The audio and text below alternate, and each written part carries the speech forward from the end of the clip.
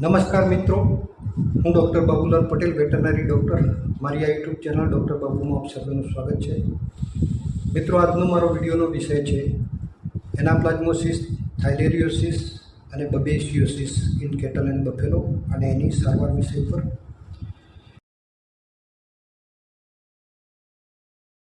મિત્રો, આ ત્રણેય એનાપ્લાઝ્મોસિસ, થાઇલેરિયોસિસ અને બબેશિયોસિસ પ્રોટોઝોઅન ડિસીઝ છે અને એ ત્રણેય પ્રોટોઝોઆ ઇન્ટ્રાસેલ્યુલર પ્રોટોઝોઆ છે. બીજા નંબરે કે આ ત્રણેય પ્રોટોઝોઅન ડિસીઝ ટિક્સ મારફતે ફેલાય છે. ત્રીજી વાત કે આ ત્રણેય પ્રોટોઝોઅન ડિસીઝ પૈકી ફક્ત થાઇલેરિયોસિસ જ એક એવો રોગ છે કે જે ફક્ત સંકર ગાયોમાં જોવા મળે છે. બાકી એનાપ્લાઝ્મોસિસ અને બબેશિયોસિસ ગાય, ભેંસ, ઘોડા, કૂતરા બધામાં જોવા મળે છે. થાઇલેરિયોસિસ આ પશુઓમાં ફક્ત કેરિયર તરીકે કામ કરે છે. ચોથી વાત કે એનાપ્લાઝ્મોસિસ, થાઇલેરિયોસિસ અને બબેશિયોસિસ આ બધામાં એક્યુટ, સબએક્યુટ કે ક્રોનિક પ્રકારના સિમ્પટમ જોવા મળે છે. ફક્ત એનાપ્લાઝ્મોસિસમાં વધારાનું પરેક્યુટ ટાઈપનું સિમ્પટમ્સ આપણને જોવા મળતું હોય છે. અને બધા પ્રોટોઝોઅન ડિસીઝની માફક આ ત્રણ ડિસીઝ પણ ભાદરવાની ઋતુમાં એટલે ગરમ અને ભેજવાળું વાતાવરણ વધતા ઉનાળામાં એપ્રિલ, મે, જૂન મહિનાની ગરમીમાં વધારે પડતા જોવા મળે છે. અને મિત્રો, આ ત્રણેય પ્રોટોઝોઅન ડિસીઝની ખાસિયત એક છે કે ત્રણેયમાં મોટાભાગના ચિહ્નો એક પ્રકારના હોય છે અને સારવારમાં થોડું ઘણું પ્લસ માઇનસ બાદ કરતો સારવાર પણ બધામાં એક પ્રકારની આપવાની થાય છે. એટલે આ તબક્કે આપણે ત્રણેય રોગની એકી સાથે ચર્ચા કરીશું. મિત્રો, ત્રણેય રોગના સિમ્પટમ્સની વાત કરીએ તો એનાપ્લાઝ્મોસિસ, થાઇલેરિયોસિસ અને બબેશિયોસિસ ટેમ્પરેચર એક્યુટ કેસમાં 104થી 107 ડિગ્રી જેટલું જોવા મળે છે. એમાંય બબેશિયોસિસમાં શરૂઆતના તબક્કે તો 106-7 ડિગ્રી જેટલું ટેમ્પરેચર હોય. પછી બીજા તબક્કે જ્યારે ક્રોનિક કન્ડિશન આવે ત્યારે એનું ટેમ્પરેચર નોર્મલ કે સબનોર્મલ થઈ જતું હોય. જ્યારે એનાપ્લાઝ્મોસિસ અને થાઇલેરિયોસિસના કેસમાં સબએક્યુટ કન્ડિશનમાં ટેમ્પરેચર 102-103 આસપાસ હોય અને ક્રોનિક કન્ડિશન થાય તો પણ ટેમ્પરેચર 101-102 આસપાસ જોવા મળતું હોય છે. બીજા નંબરે એનું રેસ્પિરેશન જોઈએ તો એનાપ્લાઝ્મોસિસ અને થાઇલેરિયોસિસના કેસમાં એક્યુટ કન્ડિશનમાં સેલો એન્ડ ફાસ્ટ રેસ્પિરેશનમાં પેન્ટિંગ જોવા મળે, મૂકતું હોય, મોઢામાંથી લાળ પડતી હોય. એનાપ્લાઝ્મોસિસના કેસમાં ફ્રોધી સેલાઇવેશન જોવા મળે, થાઇલેરિયોસિસના કેસમાં રોપી સેલાઇવેશન જોવા મળે. જ્યારે સબ એક્યુટ કે ક્રોનિક કન્ડિશનમાં એટલું બધું સેલાઇવેશન જોવા નહીં મળે પણ થોડું પેન્ટિંગ તો જોવા મળતું હોય છે. બબેશિયોસિસમાં એક્યુટ કન્ડિશનમાં થોડું પેન્ટિંગ જોવા મળે, બાકી ક્રોનિક કન્ડિશનમાં એટલું બધું પેન્ટિંગ જોવા મળતું હોતું નથી. થાઇલેરિયોસિસના એક્યુટ કેસમાં પ્રીસ્કેપ્યુલર લિમ્ફનોડ ઉપર સ્વેલિંગ આવતું હોય છે અને સ્વેલિંગના લીધે થાઇલેરિયોસિસને ગાંઠિયો તાપ પણ કહે છે. ફૂડ ઇન્ટેકની વાત કરીએ તો ત્રણેય કેસમાં એક્યુટ કન્ડિશનમાં ખાવાનું બિલકુલ છોડી દેશે. સબ એક્યુટ અને ક્રોનિક કન્ડિશનમાં થોડું ખાવાનું ચાલુ રાખે. એ રીતે મિલ્ક પ્રોડક્શનમાં પણ એક્યુટ કન્ડિશનમાં મિલ્ક પ્રોડક્શન બિલકુલ ઝીરો થઈ જાય. સબ એક્યુટ કે ક્રોનિક કન્ડિશનમાં મિલ્ક પ્રોડક્શન થોડું ઘણું ચાલુ હોય. ફિસિસની વાત કરીએ તો ત્રણેય કન્ડિશનમાં ફિસિસ નોર્મલ કરતો સ્લાઇટ હાર્ડ હોય અને એમાં પણ જ્યારે સેકન્ડરી બેક્ટેરિયલ કે વાયરલ ઇન્ફેક્શન આવ્યા પછી હિપેટાઇટિસ થાય ત્યારે ફિસિસ હાર્ડ પણ હોય અને સ્લાઇટ યલો ટાઈપનું પણ હોય. યુરિનેશનની વાત કરીએ તો એનાપ્લાઝ્મોસિસ અને થાઇલેરિયોસિસમાં યુરિનેશન સ્લાઇટ યલોઇશ હોય. બાકી બબેશિયોસિસના કેસમાં red water urine, coffee coloured urine કહીએ કે હિમોગ્લોબિન યુરિયા હોય. એનું બ્લડ તો એનાપ્લાઝ્મોસિસ અને થાઇલેરિયોસિસના કેસમાં તમે જુગ્યુલર વેઇન પંચર કરો તો એનાપ્લાઝ્મોસિસના કેસમાં એનું લોહી એકદમ ગુલાબી કલરનું લાલાશ પડતું જોવા મળશે. જ્યારે થાઇલેરિયોસિસના કેસમાં એનું બ્લડ વોટરી અને સેજ બ્લેક જોવા મળશે. બબેસિયોસિસના કેસમાં બ્લડ સ્લાઇટ વોટરી અને સ્લાઇટ બ્લેકિશ જોવા મળતું હોય છે. એનો કન્જક્ટાઇવલ મ્યુકસ મેમ્બ્રેન જોઈએ તો એનાપ્લાઝ્મોસિસના કેસમાં પિંકિશ કન્જેશન જોવા મળે છે, આછા ગુલાબી જેવું કન્જેશન જોવા મળે. જ્યારે થાઇલેરિયોસિસના કેસમાં વ્હાઇટિશ કન્જેશન જોવા મળે છે, આંખ થોડી દૂધ જેવી સફેદ થતી હોય અને એમાં પણ એની થર્ડ આઈલિડ એટલે આંખનો આ જે ખૂણાનો ભાગ હોય એ એકદમ ક્લિયર કટ આપણને વ્હાઇટિશ જોવા મળતું હોય. બબેસિયોસિસના કેસમાં થોડું ઘણું કન્જેશન જોવા મળતું હોય છે. હવે જે કેસમાં હિપેટાઇટિસની અસર આવે એ વખતે એનાપ્લાઝ્મોસિસ અને થાઇલેરિયોસિસ બંને કેસમાં એનું જે કન્જેશન આપણે જોઈએ એ કન્જેશનમાં યલોઇશ કન્જેશન પણ આપણને જોવા મળતું હોય છે. અને આઈલિડની જે નીચેની સ્કિન છે એ થર્ડ આઈલિડના બધા ભાગ ઉપર એ થોડું પીળાશ પડતું પિક્ચર આપણને જોવા મળતું હોય છે. એની જોવાની પેટર્ન તો નોર્મલી એનાપ્લાઝ્મોસિસ, થાઇલેરિયોસિસ કે બબેસિયોસિસમાં વિઝનમાં કોઈ જાજો ફરક પડતો હોતો નથી, નોર્મલી જોતો છે. પરંતુ એક એનાપ્લાઝ્મોસિસમાં પાછળથી સેકન્ડરી બેક્ટેરિયલ કે વાયરલ ઇન્ફેક્શન લાગે અને મેનિન્જાઇટિસની અસર આવે એ વખતે પશુ ટ્રિપિનોસોમિયાસિસની માફક આંખો ફાડીને ચક્કર વક્કર જોવાની કોશિશ કરતું હોય છે. બ્લાઇન્ડનેસ આપતી હોતી નથી, તમે આંખો જુઓ તો લગભગ બ્લાઇન્ડનેસ ઓછી જોવા મળે. બીજા નંબરે એમાં હેમિપ્લેજિયાની અસર થતી હોય તો હેમિપ્લેજિયાની કન્ડિશનમાં પશુ ઊભું હોય તો એક સાઈડનું પડખું એનું નબળું પડતું જાય, એટલે જે સાઈડનું પડખું નબળું પડતું જાય પશુ એ દિશામાં ધીમે ધીમે ચાલતું લાગે આપણને અને લથડાતું પડી જતું હોય એવું લાગે. એનાપ્લાઝમાની એક્યુટ કન્ડિશન હોય પર એક્યુટ કન્ડિશન એ વખતે તો પશુ ગરદન આગળથી ઊંચી કરે અને જે સાઈડનું અંગ એકદમ નબળું પડી ગયું હોય એ સાઈડે પટકાઈ જતું હોય. ઘણી વખતે રિકમ્બન્ટ થઈ જાય અને એ પોઝિશનમાં માથું ઊંચું કરીને પછાડતું હોય છે. એટલે આ કન્ડિશન એનાપ્લાઝ્મોસિસમાં ખાસ જોવા મળે છે. હવે એની ગેટની વાત કરીએ તો આ ત્રણેય કન્ડિશનમાં નોર્મલ કન્ડિશનમાં પશુ ઊભું ઓછું રહેશે, બેસી વધારે જાય, કારણ કે ત્રણેય કન્ડિશનમાં બ્લડ અને હિમોગ્લોબિન લોસ થાય એટલે પશુને થાક લાગે એટલે ઊભું રહેવાનું ઓછું પસંદ કરતું હોય છે. પરંતુ એનાપ્લાઝ્મોસિસ અને થાઇલેરિયોસિસના કેસમાં સેકન્ડરી બેક્ટેરિયલ કે વાયરલ ઇન્ફેક્શન આવે તો એ કેસમાં રિકમ્બન્ટ જ થઈ જાય, ઊભું થઈ શકે નહીં. એમાં પણ પશુને સેકન્ડરી કે બેક્ટેરિયલ વાયરલ ઇન્ફેક્શન આવ્યું હોય, જોડે જોન્ડિસ કે હિપેટાઇટિસની અસર થઈ હોય એટલે પશુ એકદમ નર્વસ થઈ જતું હોય, ઇલેક્ટ્રોલાઇટ લોસ થતું હોય એટલે પશુ એકદમ અસર થઈ જાય, ડાઉનર કાઉ સિન્ડ્રોમની માફક પશુ બેસી જતું હોય છે. એનાપ્લાઝ્મોસિસના કેસમાં સેકન્ડરી બેક્ટેરિયલ ઇન્ફેક્શન પછી કે વાયરલ ઇન્ફેક્શનમાં ઘણી વખતે ક્લોસ્ટ્રીડિયમ બોટ્યુલિઝમ નામના બેક્ટેરિયાનું ઇન્ફેક્શન જોવા મળતું હોય છે અને આ બેક્ટેરિયા ટોક્સિન રિલીઝ કરે છે.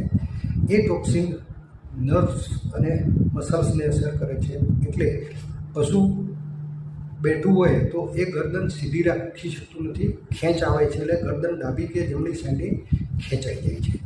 બાકી નોર્મલ કેસમાં એનાપ્લાઝ્મોસિસ, થાઇલેરિયોસિસ કે બબેસિયોસિસના કેસમાં પશુ જ્યારે બેઠું હોય તો એ વખતે એની ગરદન સીધી હોય છે. મોટે ભાગે એનાપ્લાઝ્મોસિસમાં પરેક્યુટ કન્ડિશન આવતી હોય છે અને એક કન્ડિશનમાં જો પશુ ઊભું હોય તો પણ જેમ અગાઉ વાત કરીએ ઊભું પટકાતું હોય છે. હવે એનાપ્લાઝ્મોસિસ, થાઇલેરિયોસિસ અને બબેસિયોસિસ આ ત્રણેય કન્ડિશનમાં લીવર વધારે ઇફેક્ટ થતું હોય છે. સેકન્ડરી બેક્ટેરિયલ કે વાયરલ ઇન્ફેક્શન થાય એટલે શરૂઆતના કન્ડિશનમાં હિપેટાઇટિસ જોવા મળે, ક્રોનિક કન્ડિશન થાય તો જોન્ડિસ પણ થતું જોવા મળતું હોય છે અને બહુ ઓછા સંજોગોમાં એનું લંગ્સ પણ અફેક્ટેડ થતું હોય એ વખતે એને ન્યુમોનિયાની અસર પણ આવતી હોય છે. મિત્રો, ટ્રિપેનોસોમિયાસિસના કેસમાં ઘણી વખત એબોર્શન થઈ જતું હોય છે અને જો બીમારી લાંબો સમય ચાલે તો ઘણી વખત આપણને પેરિટોનાઇટિસ પણ જોવા મળતું હોય છે.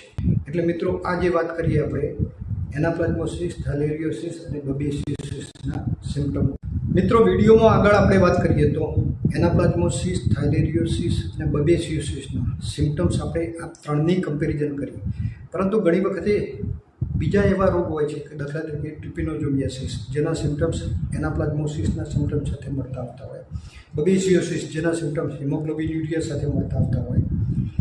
જે કેસમાં એનાપ્લાઝ્મોસિસ અને થાઇલેરિયોસિસના કેસમાં પશુ રિકમન્ટ થઈ જાય તો એના સિમ્પટમ્સ કિટોએસિડોસિસ કે ડોનર કાઉન્ટ સિન્ડ્રોમ સાથે મળતા આવતા હોય.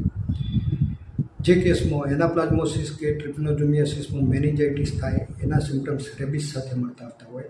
તો આ બધા કેસમાં એકબીજાના રોગ સાથે એના સિમ્પટમ્સ આપણે કમ્પેરિઝન ખાસ કરવું જોઈએ, જેથી કરી આપણે એનું પરફેક્ટ ડાયગ્નોસિસ કરી શકીએ. તો પહેલા નંબરે આપણે વાત કરીએ તો એનાપ્લાઝ્મોસિસનું, ટ્રિપિનોસોમિયાસિસના સિમ્પટમ્સનું કમ્પેરિઝન જોઈએ તો એનાપ્લાઝ્મોસિસમાં એક્યુટ કેસમાં ટેમ્પરેચર 104થી 7 ડિગ્રી જોવા મળે, જ્યારે ટ્રિપિનોસોમિયાસિસના કેસમાં એક્યુટ કેસમાં ટેમ્પરેચર ડાઉન હોય 98-99 જેટલું જોવા મળે. સબ એક્યુટ કેસમાં એનાપ્લાઝ્મોસિસમાં ટેમ્પરેચર 102-3 જેવું જોવા મળે. ટ્રિપિનોસોમિયાસિસના કેસમાં સબ એક્યુટ કેસમાં ટેમ્પરેચર 99થી માંડીને 104 એટલે ફ્લક્ચ્યુએટિંગ ટેમ્પરેચર જોવા મળે. એનાપ્લાઝ્મોસિસના કેસમાં ક્રોનિક કેસમાં ટેમ્પરેચર 101 કે 2 જેવું જોવા મળે, જ્યારે ટ્રિપિનોસોમિયાસિસના કેસમાં પણ ટેમ્પરેચર 100-101 આસપાસ જોવા મળે. અને જે પ્રમાણે ટેમ્પરેચર હોય એ પ્રમાણે બોડી કોટ ઠંડુ અથવા ગરમ થતું હોય. એટલે ટ્રિપિનોસોમિયાસિસના કેસમાં એક્યુટ કન્ડિશનમાં આખું બોડી એનું ઠંડુ લાગે આપણને, અને સબ એક્યુટ કન્ડિશનમાં શરીરનો આગળનો અડધો ભાગ ગરમ હોય અને પાછળનો અડધો ભાગ ઠંડુ જાય. એ રીતે રેસ્પિરેશનની વાત કરીએ તો એનાપ્લાઝ્મોસિસમાં એક્યુટ કન્ડિશનમાં એકદમ સેલો એન્ડ ફાસ્ટ રેસ્પિરેશન હોય, પશુ હોંપતું હોય, પેન્ટિંગ જોવા મળે, ફ્રોઝી સલાઇવેશન જોવા મળે. જ્યારે ટ્રિપિનોસોમિયાસિસના કેસમાં આવું કશું આપણને જોવા મળશે નહીં. એનું ફૂડ ઇન્ટેક એક્યુટ કેસમાં બંને કેસમાં ફૂડ ઇન્ટેક બિલકુલ 0 થઈ જાય, બાકી સબ એક્યુટ કે ક્રોનિક કેસમાં થોડું ખાવાનું ચાલુ રાખે. એ રીતે મિલ્ક પ્રોડક્શનમાં પણ જોઈએ તો મિલ્ક પ્રોડક્શનમાં પણ એક્યુટ કેસમાં મિલ્ક પ્રોડક્શન બિલકુલ 0 થઈ જાય, સબ એક્યુટ કે ક્રોનિક કેસમાં મિલ્ક પ્રોડક્શન થોડું ઘણું મળતું હોય છે. ફિસિસની વાત કરીએ તો એનાપ્લાઝ્મોસિસમાં ફિસિસ સ્લાઇડ હાર્ડ હોય, જ્યારે ટ્રિપિનોસોમિયાસિસના કેસમાં ફિસિસ સ્લાઇડ લૂઝ હોય. અને એનાપ્લાઝ્મોસિસના કેસમાં જે કન્ડિશનમાં હિપેટાઇટિસ કે જોન્ડિસ થાય એ વખતે ફિસિસ હાર્ડ પણ હોય અને સ્લાઇટ યેલોઇશ એટલે કે પીળાશ પડતો ફિસિસ જોવા મળે. યુરિનેશનની વાત કરીએ તો એનાપ્લાઝ્મોસિસમાં યુરિનેશન સ્લાઇટ યેલોઇશ હોય, ટ્રિપિનોસોમિયાસિસમાં પણ સ્લાઇટ યેલોઇશ હોય, પરંતુ ફ્રીક્વન્ટ યુરિનેશન જોવા મળશે. બ્લડની વાત કરીએ તો એનાપ્લાઝ્મોસિસમાં બ્લડ આપણે જુગ્યુલરને વેઇન પંક્ચર કરો તો એકદમ લાલ કંકુ કલરનું બ્લડ જોવા મળે, જ્યારે ટ્રિપિનોસોમિયાસિસના કેસમાં બ્લેક ટાઈપનું બ્લડ જોવા મળશે. કન્જેશન તો એનાપ્લાઝ્મોસિસમાં પિંકિશ ટાઈપનું કન્જેશન જોવા મળે, જ્યારે ટ્રિપિનોસોમિયાસિસના કેસમાં બ્લેકિશ કન્જેશન જોવા મળે. અને એમાં પણ એનાપ્લાઝ્મોસિસના કેસમાં જ્યારે સેકન્ડરી વાયરલ બેક્ટેરિયલ ઇન્ફેક્શન આવ્યા પછી હિપેટાઇટિસ થાય એ વખતે જે કંજેક્ટેબલ મ્યુકસ મેમ્બ્રેન હોય એ સ્લાઇડ પીળાશ પડતો જોવા મળે. સ્કિનની નીચેનો ભાગ, આઈલિડની નીચેનો ભાગ પણ સ્લાઇડ પીળાશ પડતો જોવા મળતો હોય છે. હવે એની વિઝનની વાત કરીએ તો ટ્રિપિનોસોમિયાસિસના કેસમાં પશુ આંખો ફાડીને જોતું હોય છે, અને જ્યારે બ્લાઇન્ડનેસ આવે એટલે ખેલાની ચારે બાજુ ફરતું હોય છે. જ્યારે એનાપ્લાઝ્મોસિસના કેસમાં ફક્ત ને ફક્ત મેનિન્જાઇટિસની અસર આવે ત્યારે જ પશુ આંખો ફાડીને જોતું હોય છે. બાકી જે કેસમાં હેમિપ્લેજિયાની અસર આવે, શરીરનો એક સાઈડનો ભાગ નબળો પડતો જાય, પાર્શિયલી પેરાલિસિસ જેવું લાગે, એટલે પશુ એ બાજુએ પડી જતું હોય એવું લાગે, ગોળ ફર્યા કરે એ બાજુએ પડી જતું હોય એવું લાગે. બ્લાઇન્ડનેસ ના જોવા મળે, પણ બંને આંખ પૈકી જે સાઈડનું આંખ પકડાય એ બાજુની આંખ એકદમ આપણને બ્લાઇન્ડ જેવી લાગે. એકચ્યુઅલી બ્લાઇન્ડનેસ ના હોય, વીકનેસ આવી જાય. પછી ગેટની વાત કરીએ તો એનાપ્લાઝ્મોસિસમાં નોર્મલ કન્ડિશનમાં પશુ ચાલવાનું રેગ્યુલર વ્યવસ્થિત જ હોય, પરંતુ ઊભું ઓછું રહે, બેસી વધારે જાય. જ્યારે ટ્રિપિનોસોમિયાસિસના કેસમાં પશુ ઊભું વધારે રહે, બેસે ઓછું. હવે એનાપ્લાઝમોસિસના કન્ડિશનમાં જ્યારે સેકન્ડરી બેક્ટેરિયલ વાયરલ ઇન્ફેક્શન આવે એ વખતે પશુ રિકમ્બન્ટ થઈ જતું હોય છે, બેસી જતું હોય છે. એ કેસમાં ઊભું થઈ શકતું હોતું નથી. અને પર એક્યુટ કન્ડિશનમાં અતિશય એની સિવિયરિટી હોય એ સંજોગોમાં પશુ આગળથી ઊંચું થઈ અને પાછળ પટકાતું હોય છે. ઘણી વખતે એકદમ રિકમ્બન્ટ થઈ ગયું હોય તો પણ પશુ આખું ઊભું થઈને પટકાતું હોય છે. એટલે પર એક્યુટ કન્ડિશનમાં એનો આઈબોલ પણ એકદમ રેડ થઈ જાય, આંખો એકદમ લાલ મરચા જેવી આપણને લાગે. આ એક એનું પર એક્યુટ કન્ડિશનનો એક ખાસ સિમ્ટમ છે. બાકી એનાપ્લાઝમોસિસની કન્ડિશનમાં એનું લંગ કે ભાગ્યે ઇફેક્ટ થાય તો ન્યુમોનિયા થાય, બાકી લીવર વધારે ઇફેક્ટ થતું હોય છે અને હેપેટાઇટિસ કે જોન્ડિસ થતું હોય છે. જ્યારે ટ્રિપિનોસોમિયાસિસના કેસમાં એનું સ્પ્લીન ઇફેક્ટ થતું હોય છે, એટલે સ્પ્લિનોમેગલી જોવા મળતી હોય છે. તો મિત્રો, આજે આપણે વાત કરી પ્લાઝ્મોસિસના કમ્પેરેટિવ સિમ્ટમ્સ ટ્રિપિનોસોમિયાસિસ સાથેની. હવે એક બીજી કન્ડિશનની જે અગાઉ વાત કરીએ પ્રમાણે કે એનાપ્લાઝમોસિસ કે થાઇલેરિયોસિસ હોય, એમાં સેકન્ડરી બેક્ટેરિયલ કે વાયરલ ઇન્ફેક્શન આવે અને પશુ અશક્ત થઈને બેસી જાય, રિકમ્બન્ટ થઈ જાય. તો એવા કન્ડિશનમાં કીટોએસિડોસિસ અને ડાઉનર કાઉ સિન્ડ્રોમ પણ એવી કન્ડિશન છે કે એમાં પણ પશુ રિકમ્બન્ટ થઈ ગયું હોય. તો આ ત્રણનું પણ આપણે આ તબક્કે કમ્પેરિઝન કરવું ખાસ જરૂરી છે. તો એનાપ્લાઝમોસિસની વાત કરીએ, એનાપ્લાઝમોસિસ કે થાઇલેરિયોસિસમાં એક્યુટ કન્ડિશનમાં ટેમ્પરેચર 104થી 7 જેટલું હોય. કીટોએસિડોસિસમાં પણ ટેમ્પરેચર 106-7 સુધી પહોંચી જતું હોય. જ્યારે ડાઉનર કાઉ સિન્ડ્રોમમાં ટેમ્પરેચર બિલકુલ નોર્મલ હોય. એનાપ્લાઝમોસિસ અને થાઇલેરિયોસિસના કેસમાં સબ એક્યુટ કે એક્યુટ કન્ડિશનમાં ટેમ્પરેચર થોડું નોર્મલ હોય. અને કીટોએસિડોસિસમાં પણ એક્યુટ કન્ડિશન ના હોય તો ટેમ્પરેચર 101-2 કે વધુમાં વધુ 103 સુધી આપણને જોવા મળતું હોય છે. ટેમ્પરેચર પ્રમાણે એનો બોડી કોડ પણ ઠંડો ગરમ આપણને ખબર પડી જાય. રેસ્પિરેશનની વાત કરીએ તો એનાપ્લાઝમોસિસ કે થાઇલેરિયોસિસના કેસમાં પશુને પેન્ટિંગ જોવા મળે, હોંપતું હોય અને સલાઇવેશન હોય. જ્યારે કીટોએસિડોસિસ કે ડાઉનર કાઉ સિન્ડ્રોમમાં પેન્ટિંગ કે સલાઇવેશન જોવા મળશે નહીં. ફૂડ ઇન્ટેકની વાત કરીએ તો ફૂડ ઇન્ટેકમાં બધી કન્ડિશનમાં એક્યુટ કેસમાં એનાપ્લાઝમોસિસ અને થાઇલેરિયોસિસમાં અને ઇવન કીટોએસિડોસિસમાં પશુ ખાવાનું બંધ કરી દેશે. સબ એક્યુટ કન્ડિશનમાં થોડું ઘણું ખાવાનું ચાલુ રાખે. જ્યારે ડાઉનર કાઉ સિન્ડ્રોમમાં એવી કોઈ કન્ડિશન આવતી નથી, એ પશુમાં ખાવાનું ચાલુ રાખે છે.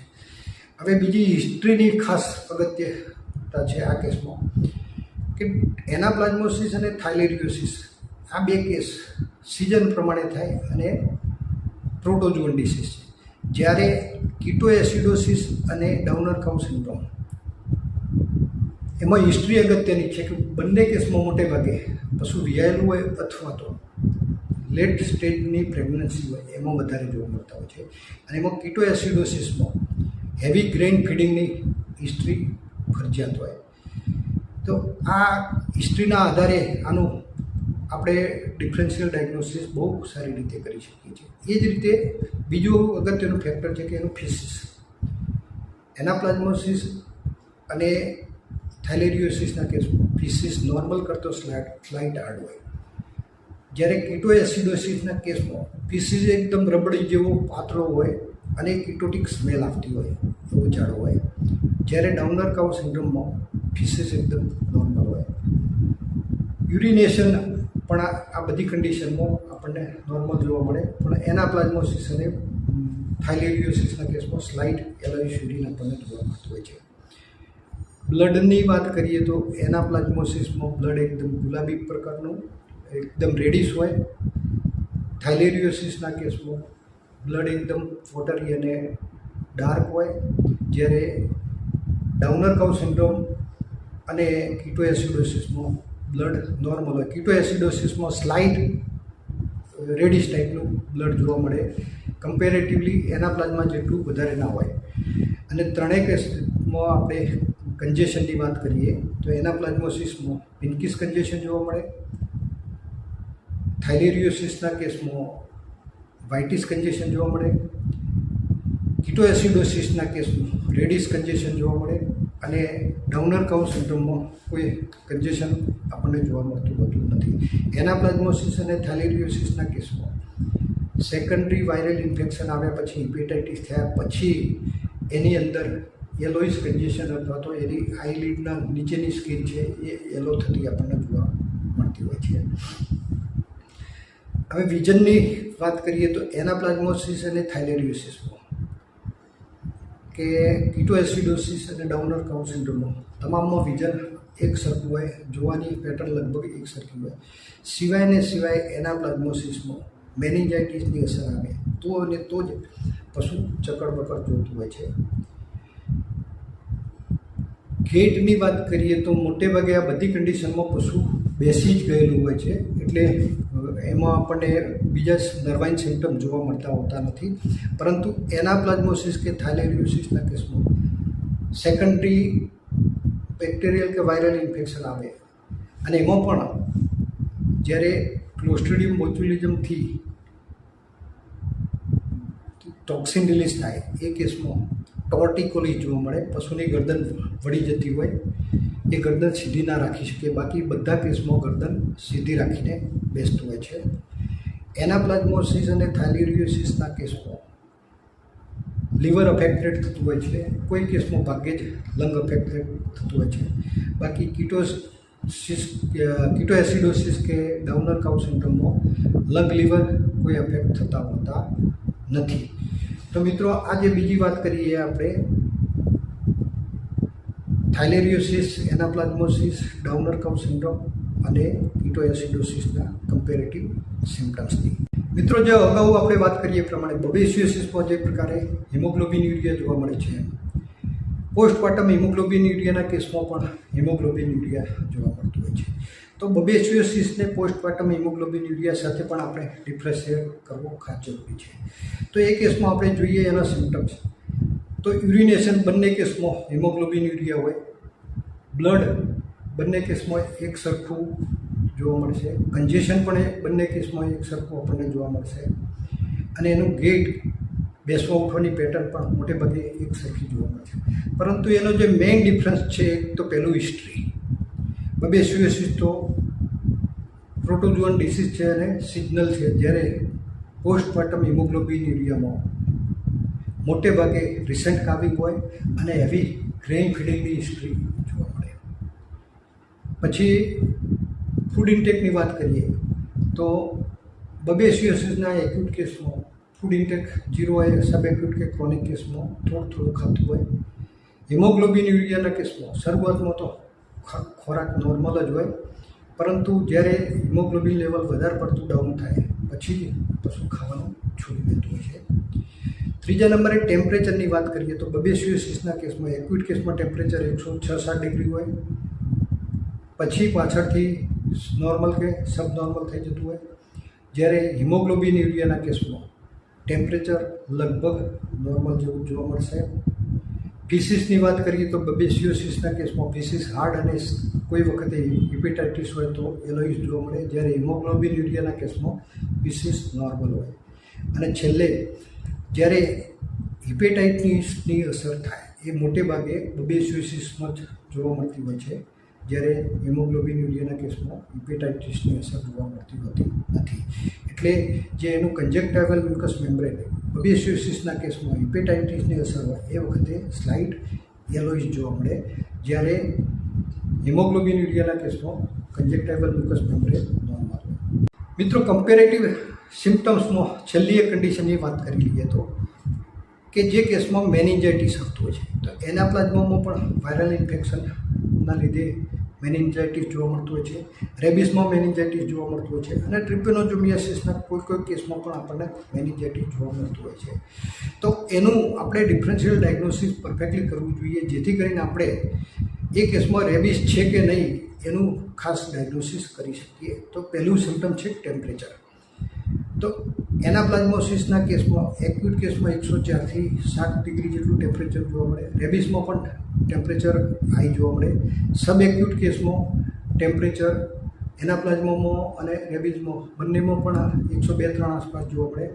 એનાપ્લાઝમામાં ક્રોનિક કેસ હોય પણ રેબિસમાં એવો કોઈ ક્રોનિક કેસ નું ડાયગ્નોસિસ આપણે કરી શકતા હોતા નથી. ટ્રિપ્નોસોમિયાસિસના કેસમાં મોટે ભાગે ટેમ્પરેચર ફ્લક્ચ્યુએટિંગ હોય અને એ એટલું બધું હાઈ ભાગ્યે જ થતું જોવા મળે છે.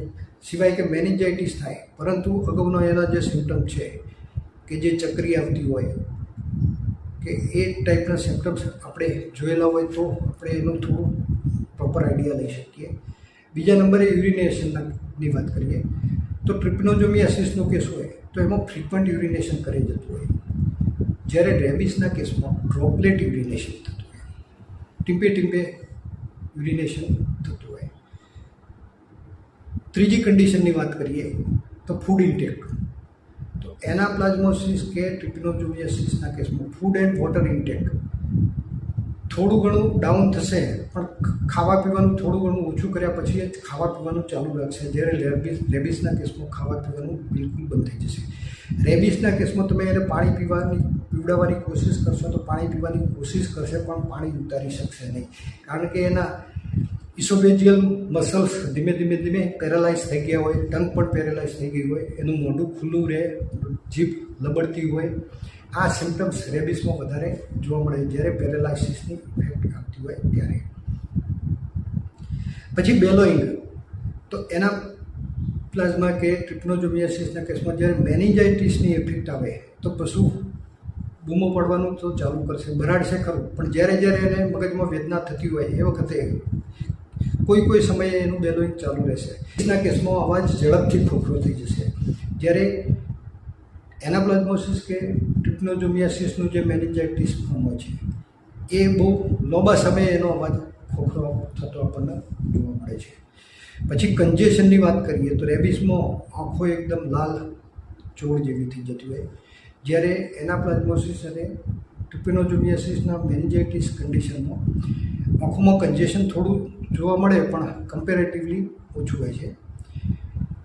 એના ગેટની વાત કરીએ તો એનાપ્લાઝમોસિસ કે ટ્રિપ્નોસોમિયાસિસમાં જ્યારે મેનિન્જાઇટિસની ઇફેક્ટ આવે એ વખતે પશુ ચકડવકડ જોતું હોય, રેબિસમાં પણ આંખો ફાડીને ચકડવકડ જોતું હોય, ટ્રિપ્નોસોમિયાસિસના કેસમાં બ્લાઇન્ડનેસ હોય, એનાપ્લાઝમોસિસના કેસમાં હેમિપ્લેજિયા વધારે જોવા મળે, એટલે એક સાઈડનો ભાગ ઇફેક્ટેડ થયો હોય એટલે એ બાજુ પશુ ગોળ ફરતું હોય.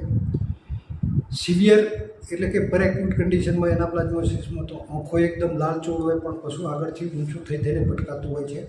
રેબિસમાં એ પ્રકારના સિમ્ટમ જોવા મળતા હોતા નથી. એનાપ્લાઝમોસિસના કેસમાં એ રીતે અને રેબિસના કેસમાં બંને કેસમાં બ્લાઇન્ડનેસ જોવા નથી મળતી હોતી, જ્યારે ટ્રિપ્નોસોમિયાસિસના કેસમાં આપણને બ્લાઇન્ડનેસ જોવા મળે છે. અને એક મહત્ત્વનું સિમ્ટમ્સ કે એનાપ્લાઝમોસિસના લીધે જ્યારે મેનિન્જાઇટિસની અસર આવી હોય, એટલે એનાપ્લાઝમોસિસ થાય એટલે મોટે ભાગે એનું લીવર અફેક્ટ થતું હોય, અને લીવર અફેક્ટ થાય એટલે ધીમે લીવર સંકોચાતું જાય, એટલે આખું જે એનું બોડી છે એબ્ડોમિનલ ભાગ એકદમ ચપટો થઈ જાય. જ્યારે રેબિસના કેસમાં આખું શરીર ધીમે ડેબિલિટેટ થતું જાય, આખું શરીર ઓગળી જાય, ડેબિલિટેટ થઈ જાય, કારણ કે એ કેસમાં પશુ ખાતું હોતું નથી. હવે જે નર્વાઇન સિમ્ટમ્સની વાત કરી તો એનાપ્લાઝમોસિસ કે ટ્રિપ્નોસોમિયાસિસના કેસમાં નર્વાઇન સિમ્ટમ ધીમે વધતા હોય છે, જ્યારે રેબિસમાં એ સિમ્ટમ્સ એકદમ ફાસ્ટ વધે, એટલે પશુ હોય તો પાછળના ભાગે પેરાલિસિસ થઈ જાય, પાછળનું પૂંછડાથી શરૂઆત થાય, પૂંછડું એકદમ જૂઠું થઈ જાય, પછી પાછળના 2 પગ જૂઠા થઈ જાય, અને યુરિનરી બ્લેડરનો સ્પિન્ક્ટર પણ રિલેક્સ થઈ જાય, એટલે એનું યુરિન ડ્રોપ બાય ડ્રોપ ચાલુ રહેતું હોય. જ્યારે એનાપ્લાઝમોસિસ કે ટ્રિપ્નોસોમિયાસિસના કેસમાં નર્વાઇન સિમ્ટમ્સ આવે એ વખતે પશુ લથડાતું ચાલે, પરંતુ રેબિસ જેટલા પાવરફુલ સિમ્ટમ્સ હોતા નથી. તો મિત્રો, જે આ વાત કરીએ આપણે એનાપ્લાઝમોસિસ કે ટ્રિપ્નોસોમિયાસિસના કેસમાં જે મેનિન્જાઇટિસ આવે છે એ, અને રેબિસમાં જે આપણને મેનિન્જાઇટિસ જોવા મળે છે એના ડિફરન્શિયલ ડાયગ્નોસિસની. પરંતુ આ તબક્કે મિત્રો, બધા મિત્રોને ખાસ મારી એક વિનંતી છે કે જ્યાં સુધી તમને પરફેક્ટ ડાયગ્નોસિસ ના મળે તો એ કેસમાં તમે પશુ માલિકના ઘેર ગયા હોય તો પણ પશુ માલિકને એ રીતે સમજાવી દો કે આ કેસમાં પશુને ખીલે બાંધી રાખી આપણે એવા પરફેક્ટ ડાયગ્નોસિસ ઉપર પહોંચી શકતા નથી કે રેબિસ છે કે નહીં. જો તમે પરફેક્ટ ડાયગ્નોસિસ ઉપર પહોંચી શકો તો અને તો જ એનાપ્લાઝમા કે ટ્રિપ્નોસોમિયાસિસની ટ્રીટમેન્ટ આપવાની કોશિશ કરવાની, બાકી આપણે ટ્રીટમેન્ટ આપવાની નહીં. કારણ કે જે બંને કેસમાં મેનિન્જાઇટિસની અસર આવી હોય ત્યારે બંને કેસમાં એનું પ્રોગ્નોસિસ અનફેવરેબલ હોય. પશુ ક્યારેય સાજું થશે નહીં, ગમે એટલી ટ્રીટમેન્ટ આપો તો પણ એ પશુ મરી જ જતું હોય છે. તો એ કેસમાં આપણે બિનજરૂરી રિસ્ક લેવાનું ટાળવું જોઈએ. જો તમે એકદમ કોન્ફિડન્ટ હોય કે ના આ કેસમાં ટ્રિપ્નોસોમિયાસિસ કે એનાપ્લાઝમાસિસના લીધે જ મેનિન્જાઇટિસ થયું છે તો એ કેસમાં તમે એ પ્રમાણે ટ્રીટમેન્ટ આપો. છતાં પણ પૂરેપૂરું એસેપ્ટિક પ્રિકોશન લો, સિરિંજ નીડલ ઇન્જેક્શન આપ્યા પછી ડિટર્જન્ટવાળા પાવડરવાળા પાણીથી એને ધોઈ નાખો. તમારા હાથ પણ ડિટર્જન્ટવાળા પાવડરના પાણીથી ધોવાનું રાખો.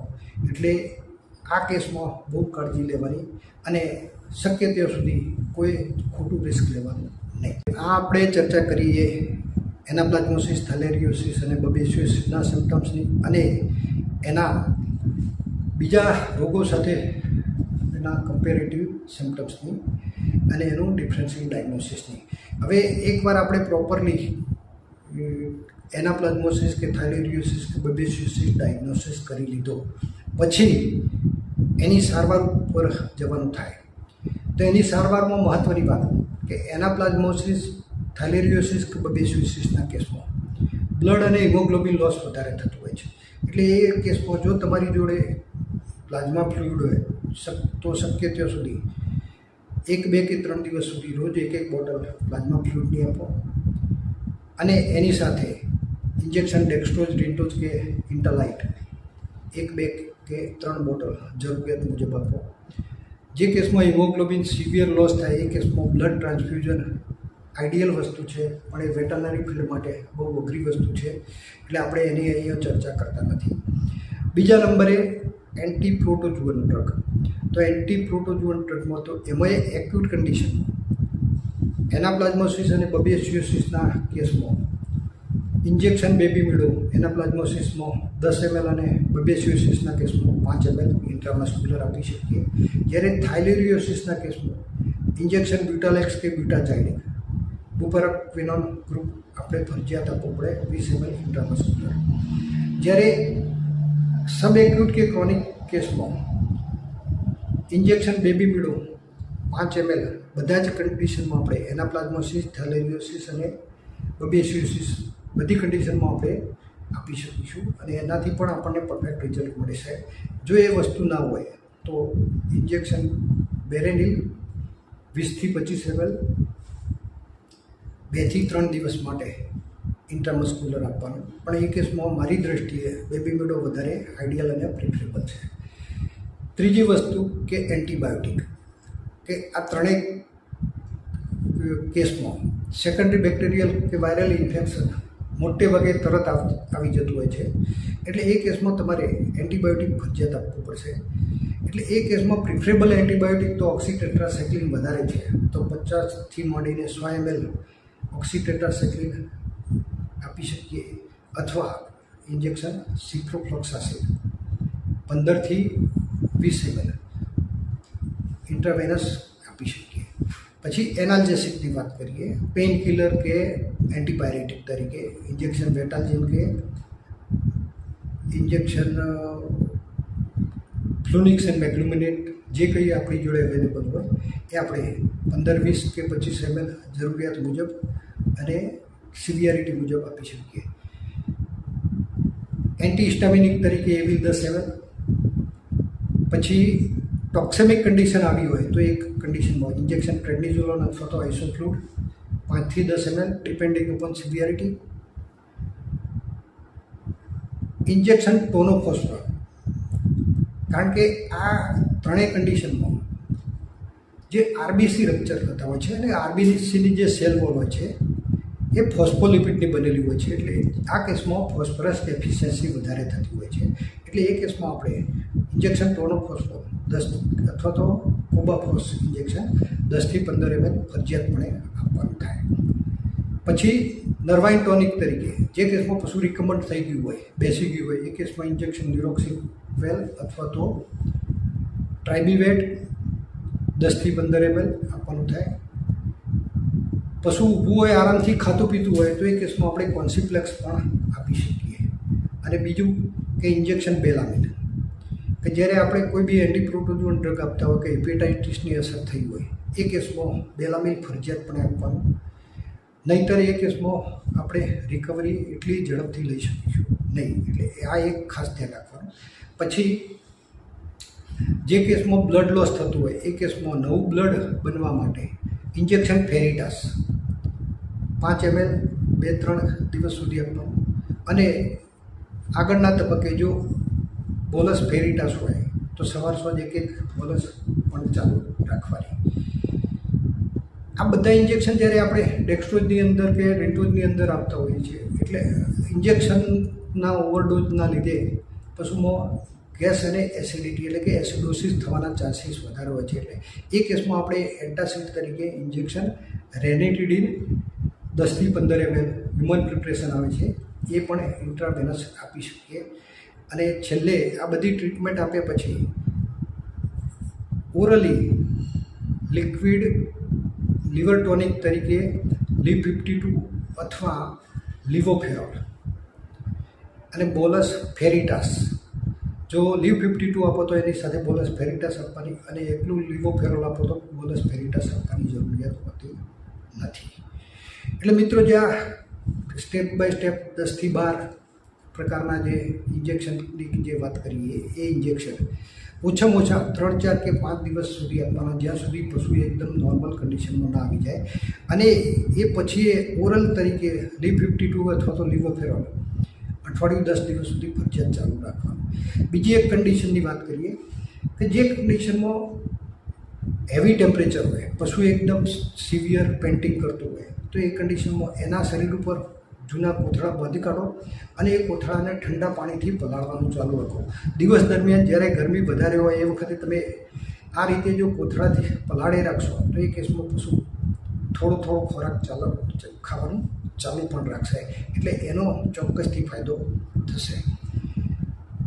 હવે આ જે વાત કરીએ આપણે એની નોર્મલ કન્ડિશનમાં જે ટ્રીટમેન્ટની, પણ ઘણી વખતે એનાપ્લાઝમોસિસના કેસમાં અથવા તો થાઇલેરિયોસિસના કેસમાં સેકન્ડરી બેક્ટેરિયલ ઇન્ફેક્શન આવે છે. જે અગાઉ આપણે વાત કરીએ, ક્લોસ્ટ્રીડિયમ બોચ્યુલિઝમના લીધે ટોર્ટિકોલિસ થાય છે. એટલે નોર્મલ કન્ડિશનમાં પશુ જે બેઠું હોય એ ગરદન સીધું રાખીને બેસતું હોય, પણ આમાં ગરદન વળી જતી હોય છે.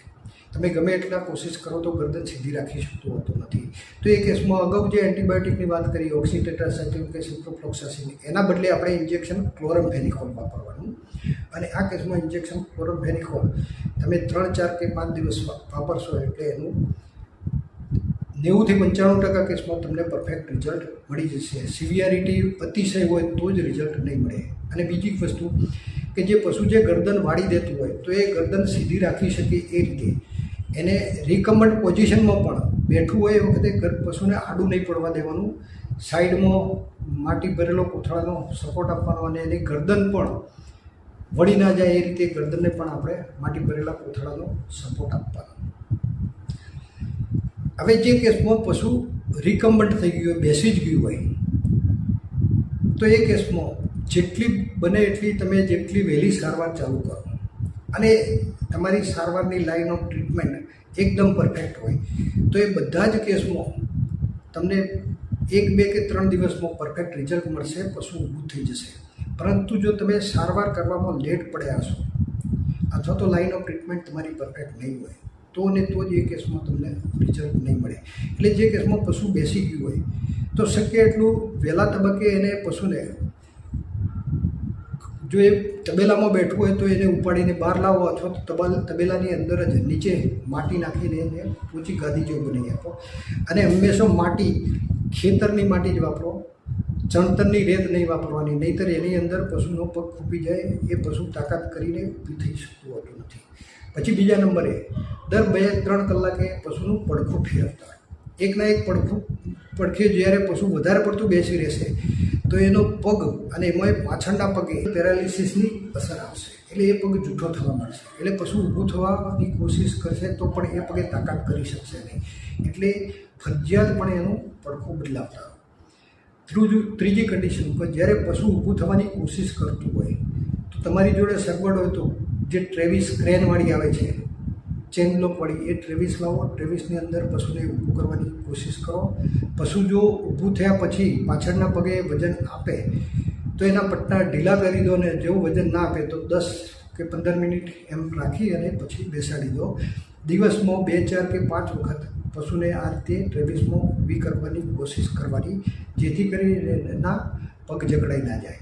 પછી પશુ જે પડખે બેઠું હોય ને જે પગ વધારે પડતો આપણને વીક લાગે તો એ પગે ગરમ પાણી અથવા તો ગરમ તેલની માલિશ ફરજિયાત કરો, જેથી કરીને એનું બ્લડ સર્ક્યુલેશન પાવરફુલ રહે અને એમાં પેરાલિસિસની ઇફેક્ટ આવે નહીં.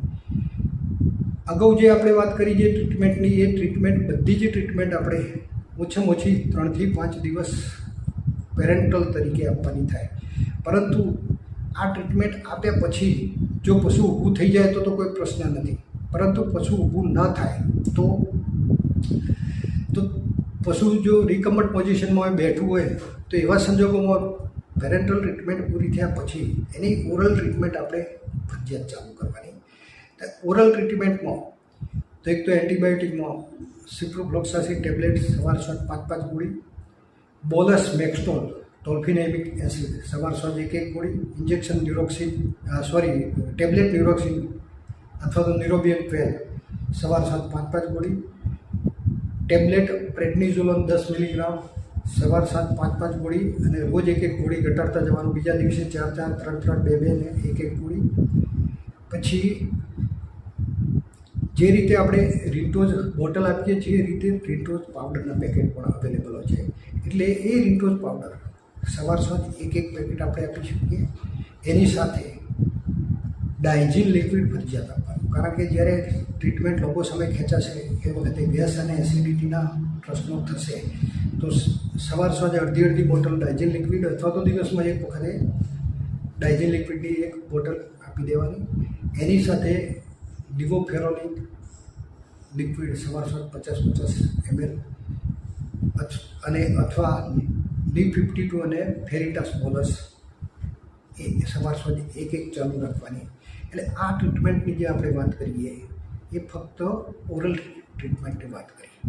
હવે પશુ જ્યારે રિકમ્બન્ટ પોઝિશનમાં છે એને આપણે ટ્રીટમેન્ટ આપીએ છીએ, પશુ ઊભો થવાની કોશિશ કરે છે, પરંતુ જે પગ નીચેની સાઈડે વધારે પડતો દબાયેલો રહ્યો છે એ પગે પેરાલિસિસ ટાઈપની ઇફેક્ટ જોવા મળતી હોય છે. એટલે પશુ ઊભું થવાની કોશિશ કરે તો એ પગનું મુઠ્ઠિયું નીચેનો ભાગ વળી જતો હોય છે. એટલે આ કેસમાં પશુ ક્યારેય ઊભું નહીં થઈ શકે. તો એ કેસમાં બેસ્ટ આઈડિયા છે કે એના ફેટલોક જોઈન્ટ ઉપર છેક મુઠિયાના ભાગે લાકડાની પટ્ટી મૂકીને તમે પ્લાસ્ટર ઓફ પેરિસનો બેન્ડેજ મારી દો. પ્લાસ્ટર ઓફ પેરિસ ન હોય તો સાદો બેન્ડેજ લાકડાની પટ્ટીઓ મૂકીને એને પટ્ટી વાગે ને એ રીતે બેન્ડેજ મારી દો, જેથી કરીને પશુ ઊભું થવાની કોશિશ કરે એ વખતે એનું મુઠ્ઠિયું વળી ના જાય. અને એ કેસમાં પશુ સહેલાઈથી તાકાત કરી શકશે અને આરામથી ઊભું થઈ શકશે. તો આ વાત કરીએ આપણે રિકમ્બન્ટ પોઝિશનની કન્ડિશનમાં પશુને મેનેજમેન્ટ કઈ રીતે કરવું અને ઓરલ થેરાપી કઈ રીતે આપીએ. હવે એક બીજી કન્ડિશન જે છે કે જે કન્ડિશનમાં એના પ્લાઝમાનું પર એક્યુટ કન્ડિશન જોવા મળી હોય કે પશુ ઊભું ભટકાતું હોય અથવા તો રિકમ્બન્ટ થઈ ગયું હોય અને ઊંચું થઈને માથા પછાડતું હોય, એની આઈબોલ એકદમ રેડ થઈ ગયું હોય, એક વખતે એનું ટેમ્પરેચર ઘણું બધું હાઈ હશે, 106-7 ડિગ્રી ટેમ્પરેચર હોય, પશુ એકદમ હોંપતું હોય અને ઘણી વખતે બરાડતું પણ હોય. તો આ કન્ડિશનમાં પહેલા તબક્કે એને ઇન્જેક્શન ઝાયલેજિન 1 કે 1.5 ml જેટલું આપો. બીજું કે જરૂરિયાતના ડોઝમાં ઇન્જેક્શન એન્ટીપાયરેટિક તરીકે વેટાલિન કે ફિનાડાઇન જે હોય એ 10-15 કે 20 ml કે 15-20 કે 25 ml જેટલો ડોઝ પણ જરૂર હોય એટલા ડોઝમાં આપો અને એના આખા શરીર ઉપર કોથળા મૂકીને ઠંડા પાણીથી એને નવડાવવાનું સતત ચાલુ રાખો, જેના લીધે અડધો કલાક કે કલાક પછી એનું ટેમ્પરેચર નોર્મલ થશે અને પછી પશુને બેઠું કરી દો, રિકબન્ટ પોઝિશનમાં રાખવાનું નહીં, નહીંતર પછી એમાં પણ પેરાલિસિસની ઇફેક્ટ જોવા મળતી હોય છે. એટલે એક આ કન્ડિશનમાં પણ આપણે મેનેજમેન્ટ કઈ રીતે કરવું એ જાણી લઈએ. અને છેલ્લી એક કન્ડિશન છે કે જ્યારે મિક્સ ઇન્ફેક્શન હોય, અગાઉ પણ મેં વાત કરેલી છે કે ઘણા કેસમાં એનાપ્લાઝ્મોસિસનું ટ્રિપનોસોમિયાસિસ સાથે પણ મિક્સ ઇન્ફેક્શન જોવા મળે. એનાપ્લાઝ્મોસિસ અને થાઇલેરિયોસિસ પણ ઘણી વખતે મિક્સ ઇન્ફેક્શનમાં જોવા મળતું હોય. એનાપ્લાઝ્મોસિસ અને બબેસિયોસિસ પણ મિક્સ ઇન્ફેક્શનમાં જોવા મળતું હોય. તો આવા સંજોગોમાં જ્યારે મિક્સ ઇન્ફેક્શન હોય ત્યારે પહેલી ટ્રીટમેન્ટ કે જેના સિમ્ટમ્સ પ્રોમિનન્ટ લાગતા હોય એ કેસની સારવાર આપો અને બીજા દિવસે જેના બીજા વધારાના સિમ્ટમ્સ આપણને દેખાતા હોય એની ટ્રીટમેન્ટ આપો. દાખલા તરીકે એનાપ્લાઝ્મોસિસ વધારે પડતો આપણને સિમ્ટમ્સ દેખાતા હોય તો પહેલા દિવસે આપણે બેબી મીડો આપી શકીએ અને બીજા દિવસે ટ્રિપ્નોસોમિયાસિસના સિમ્ટમ્સ દેખાતા હોય તો બીજા દિવસે નાઇઝોમ આપી શકીએ. તો મિત્રો, જે આ વાત કરીએ આપણે ત્રણેય કેસમાં એનાપ્લાઝ્મોસિસ, થાઇલેરિયોસિસ અને બબેસિયોસિસના કેસમાં લાઇન ઓફ ટ્રીટમેન્ટની. તો મિત્રો, આજના વિડીયોમાં મેં એનાપ્લાઝ્મોસિસ, થાઇલેરિયોસિસ અને બબેસિયોસિસના સિમ્ટમ્સ, ટ્રીટમેન્ટ અને એનું મેનેજમેન્ટ એના લગતા તમામ મુદ્દા આવરી લેવાની કોશિશ કરી છે. આશા રાખું કે આ વિડીયો તમામ પ્રેક્ટિસના મિત્રોને એટલો જ ઉપયોગી સાબિત થશે. મિત્રો, વિડીયો સારો લાગે તો બીજા મિત્રોને ચોક્કસથી શેર કરજો. મિત્રો, આજના વિડીયોનો અહીંયા સમાપન કરું છું. બીજા વિડીયોમાં ફરીથી મળીશું. ત્યાં સુધી રજા લઈએ. જય ભારત, જય પશુપાલન. આભાર.